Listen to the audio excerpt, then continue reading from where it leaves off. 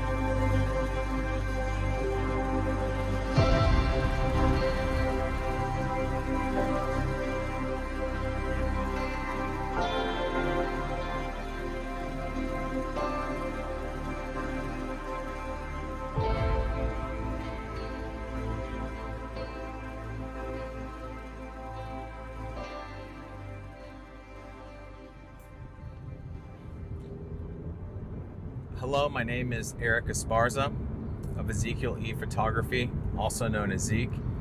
And today I want to share a little bit about myself and my passion for photography, especially storytelling. So I had a friend of mine said, hey, why don't you get in the camera and talk a little bit about yourself and why you're so passionate about what it is that you do. And I'm coming to you from one of my favorite places, and that's my car. If I'm not going to a job or meeting with a client, taking the kids to school, I spend a lot of time in this vehicle, and I do a lot of thinking. I use AI for a lot of ideas. This is my think space, and this is one of my places that I will be coming from quite often to share about all my different experiences, about all the wonderful clients I get to work with, and why I love photography and storytelling so much. So who am I? Where did I come from? So my business started 15 years ago in Miami, Florida, by chance.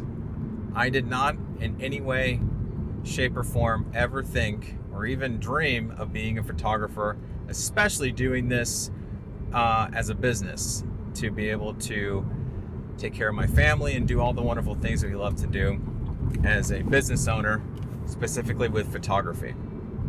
My background is I was an athlete, I went to business school, and I had great aspirations to work with a large corporation. However, I chose the path of entrepreneurship instead. And it has not been the easiest, but it has been a lot of fun, and I truly enjoy what it is that I do. At the beginning, when I first started doing photography, it was in 9th grade, and it was literally a class that I was in, which is a photography class that I took as an elective. And in that elective, we had the opportunity to develop our own roll of film. So I went to the photo store, bought some old school T-Max, and bought the paper to develop the shots on. And I remember we were living in Princeton, New Jersey at the time, and I went with a friend of mine, and we walked all around the university, and we learned how to use the light meter and the camera and everything, and manual focus on my, I think it was a Pentax K1000, and with a 50 millimeter lens. We walked around, took pictures of random people, structures, whatever it may be. And I went back later on that week and developed that first roll of film in class. And whenever I saw those emotions come out on that negative, it was the coolest thing I'd ever seen in my life. And when I actually put it on the enlarger and made my first 8x10, put it in the chemicals and saw this thing come to life, I was like, this is amazing. So from that day, I had a film camera in my hand all the way through college. I always had a camera, and I loved film and took tons and tons of photos of all sorts of different things and just life events that unfolded. So long story short, I had moved down to Miami after college and basically was on permanent spring break. And I had waited tables while I was in college, so I got a job working at a yacht and country club. And I met a really cool person there, and she at that time was the assistant dining room manager and event wedding coordinator for the country club. So I had a bunch of friends over at my place one evening, and she or somebody saw all the photos that I had in my place, and they asked me if I'd ever thought about doing photography professionally. Well, number one, they asked me who took the photos, and I said I did, and they're like, really? Have you ever thought about doing this professionally? And I said no. So she asked me, how much would you charge to photograph a wedding? I have a friend of mine getting married that I'm planning her wedding. And I said, I have no clue. I've never ever charged a dime for any kind of photography. It's always been a hobby. So she said, don't worry about it. We'll figure it out. I want you to shoot her wedding. So I had a digital camera at that time, not something I used a lot because I did do a lot of film. And I had to go buy my first flash. And that was it. 6 months later, I shot my first wedding. It wasn't the most beautiful thing that I've ever photographed, but it was a lot of fun. And after that day, I was like, this is what I want to be when I grow up. And it took off after that. So my photography business started to take off, and I started to actually make money taking photographs of people, of weddings, whatever it was. And I had two things that I started with, and that was a camera and a laptop. So that girl who asked me to photograph her friend's wedding, she actually became my wife, and she is my wife today. And she was not only my boss then, but she is now, which I tell everybody, permanently my boss. And the beauty of having her in my life and really helped me on this journey has been that with her past of coordinating events and everything, I have a whole different perspective, especially working with her with events and hospitality, of truly being able to connect with people and the importance of being able to build relationships with the clients. It's not about taking pictures. It's really about understanding who they are and really what it is that the person has for their vision for their event or their photo shoot. And being able to understand those things is what I've been able to develop over time to help me with the storytelling process, because I believe anybody can be really good at taking pictures, but it really does come down to the relationship and understanding what it is that the client likes or wants, and being able to capture that in a way that truly aligns with the vision that they have. And that is really, really what it's all about. So during that time, when I was getting my photography company going, I had to learn how to build a website, because at that time I was limited on my funds and everything, so I couldn't pay somebody to get a website built for me. So I said, what the heck, I'll try to figure this out on my own. So I spent a lot of time learning how to build websites. And obviously anybody can build a website, especially these days with these drag and drop platforms that are available. But one of the things that was really important that I learned at a very early in my career was the importance of SEO.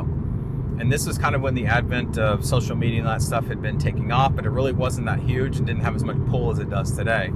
So it was really a lot of weight on being able to optimize your website for you to be able to, for people to find you through the different search engines, primarily Google at that time.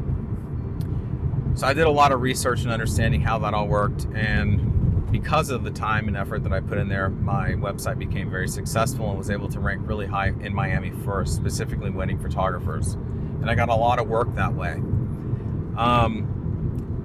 So that really took my career to another level of marketing. And so I have an extensive marketing background that helped me to work with different companies to be able to build their website with the same sort of format that I did for my wedding photography website with various different businesses or services that people provided.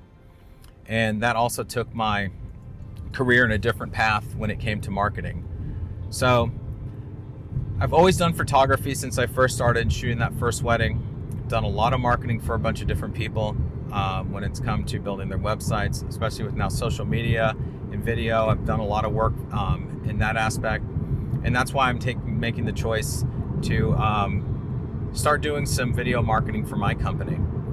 And I'm telling you, I've worked for so many people and done so many projects for them and built some beautiful things when it comes to broadcasting messages across the different social streams and video platforms. And I find it the hardest to be able to do something for myself.